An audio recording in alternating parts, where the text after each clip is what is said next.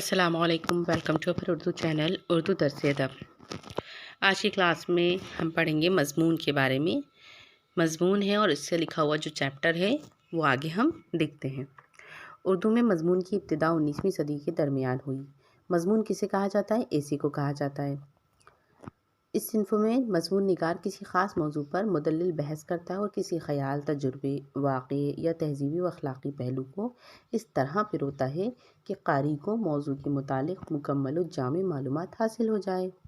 इसका मतलब क्या है? जैसे मान लीजिए आपको एक टॉपिक दिया गया, उस पर आपको मज़मून लिखना है, ऐसे लिखना है, निबंध लिखना है। तो आप क्या करेंगे? पहले तो उसके बारे में जानकारी निकालेंगे कि वो है क्या, है ना?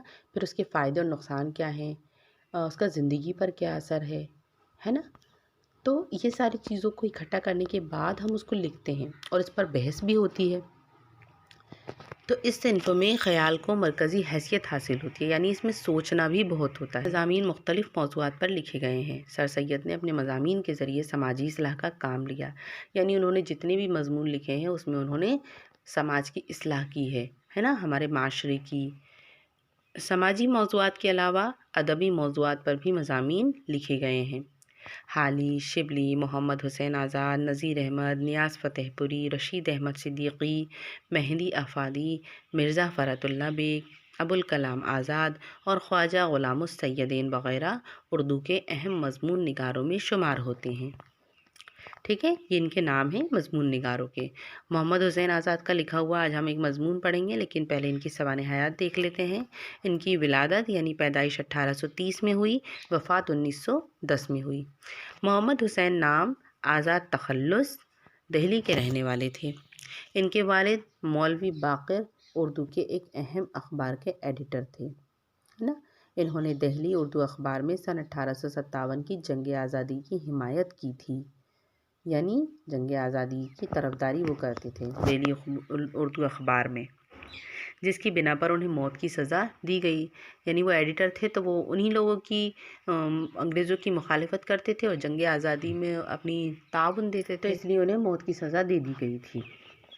बरसों परेशानी उठाने के बाद मोहम्मद हुसैन लाहौर में महकमा तालीम में मुलाजिम हो गए, यानी एजुकेशनल डिपार्टमेंट में नौकर हो गए। इस मुलाजिमत के दौरान बहुत सी निसाबी किताबें तैयार कीं, अंग्रेज़ी तर्ज की किताबें भी तैयार की। उनमें आज़ाद के तमसीली इंशाइयों की किताब नेरंगे ख़याल खुसूसन काबिल ज़िक्र है। याद रखना, मोहम्मद हुसैन आज़ाद की लिखी हुई किताब है नेरंगे ख़याल, है ना?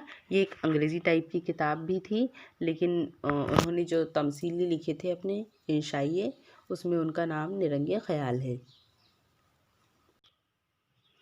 आज़ाद किरदारों और वाक़यात को इस तरह बयान करते हैं कि वो चलती फिरती तस्वीरें बन जाते हैं। उनकी तहरीरें मुनासिब अल्फाज और इस्तारों की दिलकशी के बाइस अपनी दिलचस्पी बरकरार रखती हैं। उनकी तसानीफ़ में सबसे ज़्यादा शोहरत आब हयात को मिली, है ना? तो ये उनके लिखने की खुसूसियत बता रहे हैं, मज़मून लिखने की। वो इतने अच्छे से लिखते हैं कि ऐसा लगता है सब कुछ नज़रों के सामने चल फिर रहा हो।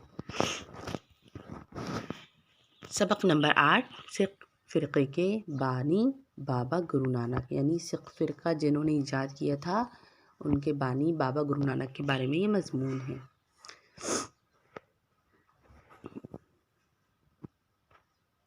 तिलवंडी गांव में कालू नाम का एक खत्री था, जो कि हिसाब किताब गांव का लिखा करता था।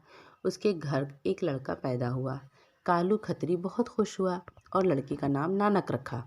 उसकी दाई की ज़बान बयान करते हैं कि जिस वक्त नानक पैदा हुआ तो ऐसा शोरगुल मालूम हुआ कि जैसे किसी बड़े अमीर वज़ीर की सवारी की आमद में होता है। यानी जो उनको दूध पिलाने आया करती थी दाई अम्मा, वो बताती हैं ऐसा। जब लड़का बड़ा हुआ, उसे फ़ारसी और रस्मी हिसाब किताब सिखाना शुरू किया तो उसने बहुत जल्दी सीख लिया, लेकिन बावजूद उसके दुनियावी कारोबार की तरफ उसकी तबीयत इस्लाहन राग़िब नहीं थी। मतलब वो इतना इंटेलिजेंट भी थे, लेकिन उसके बावजूद वो दुनियादारी में शामिल ही नहीं होना चाहते थे। कालू चाहता था कि बेटे को व्यापार के काम में लगाएं। चुनाचे इस ख्याल से एक दिन उसे बुलाया और 40 रुपये उसे देकर एक जाट के साथ किसी गांव की तरफ रवाना किया। जाट मतलब एक सरदार के साथ। रास्ते में चंद फ़कीर मिले। नानक ने उन्हें खाने पीने से मोहताज देखकर अफसोस किया और रुपये देने चाहे। उन लोगों ने कहा कि बाबा, नकदी हमारे किस काम की है, हम तो भूखे हैं, कुछ खाने को दे। نانک خود شہر میں گیا، 40 روپے کا آٹا دال لے کر روٹیاں پکوائیں اور سب فقیروں کو کھلائیں۔ جب اس ضیافت سے فارغ ہوا تو گھر کو پھرا۔ گھر کے پاس ایک درخت تھا، باپ کے ڈر سے جا کر اس کی ٹہنیوں میں چھپ رہا۔ باپ کو خبر ہوئی تو ڈھونڈ نکالا اور پوچھا، تو کیوں واپس آیا؟ اور جو روپیے میں نے دیے تھے وہ کیا کیے؟ اس نے سب حال بیان کیا اور کہا، تم نے روپیے نفع کمانے کو دیے تھے، سو میں نے آخرت کا نفع کما لیا۔ کالو کو کیا خبر تھی کہ یہ خدا پرست لڑکا ایک موحد کامل ہو کر دنیا کے غافلوں کو آخرت کے نفع کا راستہ بتائے گا۔ بیٹے کی تقریر سن کر وہ بہت خفا ہوا اور نصیحتاً مارنے کو تیار ہوا۔ اتفاقاً ایک زمیندار مسلمان وہاں آ نکلا۔ مطلب اب وہ تو یہ ساری باتیں بول رہا تھا کہ میں نے آخرت کا نفع کما لیا، یہ سب کر لیا، لیکن اسے کہاں سمجھ آنے والا تھا۔ تو کالو نے اسے بہت مارا بھی، لیکن اتفاق سے وہیں پر ایک زمیندار مسلمان تھا، وہ آ گیا۔ اس نے پہلے بھی کچھ حالات نانک کے سنے تھے، چنانچہ کالو کو روکا اور اسے چھڑا لیا، یعنی اب اس کو مارنے سے روک کر چھڑا لیا۔ آخر باپ کو جب معلوم ہوا کہ اس کی طبیعت دنیا کے کاموں کے ڈھب کی بالکل نہیں، تو اسے بڑا رنج ہوا۔ چنانچہ اکثر اس پر غصہ ہوا کرتا، مگر اس کی ماں محبت مادری سے باپ کے غصے کو ٹھنڈا کیا کرتی تھیں۔ لاچار ہو کر سلطان پور علاقہ کپور تھلہ میں، جہاں اس کی بہن بیائی ہوئی تھی، وہاں بھیج دیا۔ وہاں کا نواب دولت خان ذات کا پٹھان ابراہیم لودھی بادشاہ دہلی کا رشتہ دار تھا اور نانک کا بہنوئی اس کی سرکار میں نوکر تھا۔ اس نے نانک کو وہاں پہنچایا۔ چنانچہ وہ بابا نانک صاحب جنہیں فقیروں کی گدی پر بیٹھ کر راج کرنا تھا، چند روز کے لیے مودی بن کر بیٹھ گئے۔ اب ان کی سخاوت نے دل کی آرزو نکالنے کے لیے اس سے بہترین موقع نہیں پایا۔ دان پن کا دروازہ کھول کر رات دن صدابرت جاری کر دیا۔ انجام اس کا یہ ہوا کہ چند روز میں ان پر غبن کا الزام لگا اور محاسبہ طلب ہوا۔ لیکن جو شخص خدا کی راہ میں صرف کرے، اس کے حساب میں کمی کب آتی ہے؟ جب حساب ہوا تو ان کا کچھ روپیہ نواب کے ذمے فاضل نکلا۔ انہی دنوں میں ان کی شادی علاقہ بٹالہ میں ایک کھتری کے گھر ہو گئی تھی۔ اگرچہ دنیا داروں کی طرح خانہ داری اور گھر بسانے کا شوق نہیں تھا، مگر چونکہ خدا کو نسل بڑھانی تھی، اسی سال سری چند اور لکھی داس 2 بیٹے بھی ہو گئے۔ مگر بابا نانک صاحب کے دل پر نقش تھا کہ دنیا نقش برآب ہے اور زندگی کا کچھ بھروسہ نہیں، اس لیے ہمیشہ سیاحی میں رہتے اور سفر کے پردے میں ترک دنیا کر کے یاد الہی کے لطف اٹھاتے۔ اور چونکہ بنیاد عقیدے کی توحید کے ساتھ صلح کل پر تھی، اس لیے باتیں ایسی دل نشیں اور خاطر پسند تھیں کہ سب سن کر خوش ہوتے تھے، اور ہر مذہب کے لوگ نظر عظمت سے دیکھ کر صحبت کو غنیمت سمجھتے تھے، یعنی ان کے ساتھ بیٹھنا سب کو بہت اچھا لگتا تھا، کیونکہ وہ خدا پرستی کی باتیں کرتے تھے، ہے نا، اچھی باتیں ہوتی تھیں۔ اسی حال میں فقیرانہ ریاضتیں بھی کیں، یعنی تکلیفیں بھی اٹھائیں فقیروں کی طرح۔ چنانچہ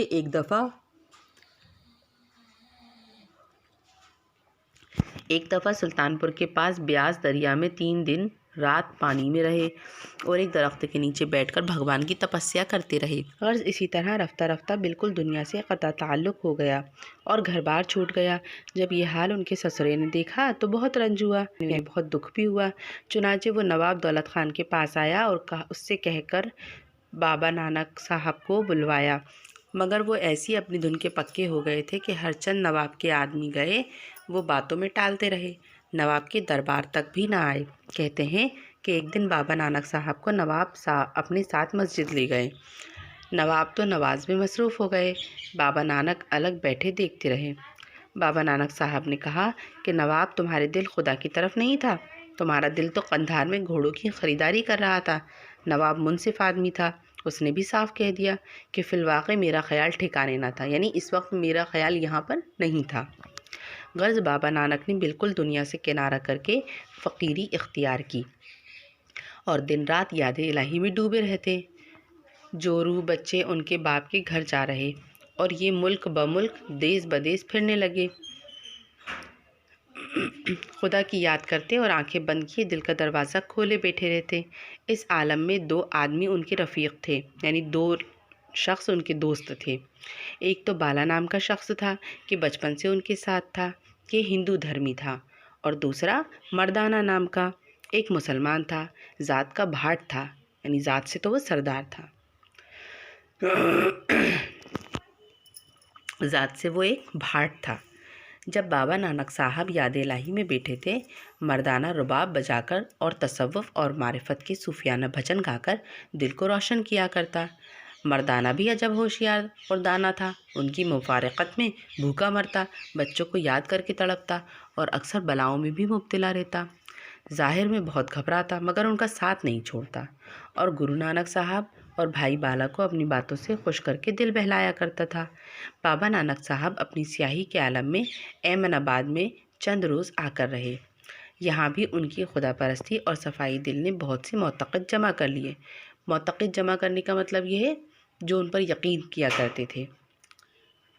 इत्तिफ़ाक़न उन्हीं दिनों में बाबर बादशाह भी हिंदुस्तान में आया। जब उसके लश्कर का गुज़र एमनाबाद में हुआ तो शहर खूब लुटा और गुरु नानक अपने मोतक़दों के बेगार में पकड़े गए। गिरफ़्तार होकर भी मुवाहिदाना कलामों ने अपनी नूर का जलवा दिखाया। यानी जब सिपाहियों को मालूम हुआ तो बादशाह मज़कूर के सामने ले गए। बाबर उनसे बहुत अच्छी तरह पेश आया। उस वक्त किसकी हुकूमत थी? बाबर की। और उनकी बातें सुनकर बहुत महजूज़ हुआ। कहते हैं कि उस वक्त बाबर बादशाह अपने मुसाहिबान ख़ास के साथ था और शराब का दौर चल रहा था। शाह मज़कूर ने कहा कि बाबा को भी शराब दो। बाबा साहब ने कहा कि इसका नशा आर्जी है, यानी अभी रहेगा फिर चला जाएगा, थोड़ी देर के बाद उतर जाता है। मुझे एक नशा हाथ आ गया है, कभी नहीं उतरता, मुझे इससे माफ़ रखिए। बाबर इस बात को सुनकर बहुत खुश हुआ। कहते हैं कि उसे बाबा नानक साहब ने दुआ भी दी थी और कहा था कि 7 पुश्त तक तेरी औलाद की बादशाहत इस मुल्क में कायम रहेगी।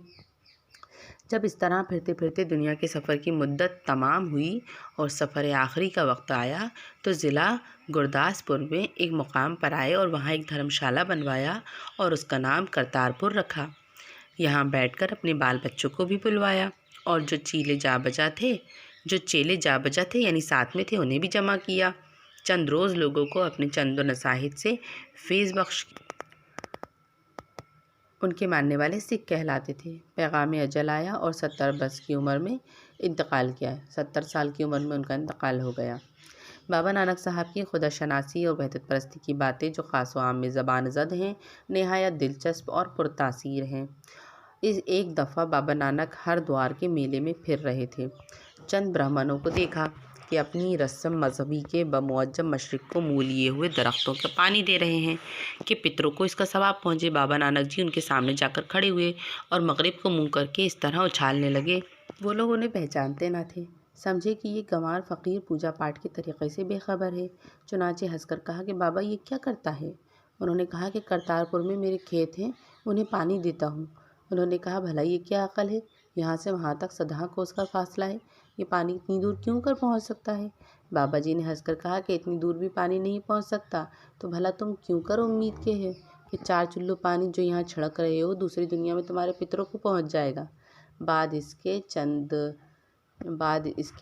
दोहे मारिफत इलाही के ऐसे पड़े कि तमाम सुनने वालों का दिल पानी पानी हो गया और सबने आकर कदम चूम लिए। समझ में आया किस तरह गुरु ने सबको समझाया? आज का चैप्टर में इतना ही बाबा नानक के बारे में। अगले चैप्टर में हम नेक्स्ट क्लास में पढ़ेंगे। इसके नोट्स मैं आपको भेज दूँगी, कॉपीज़ में कर लीजिएगा। अब मुझे इजाज़त दीजिए। अल्लाह हाफिज़।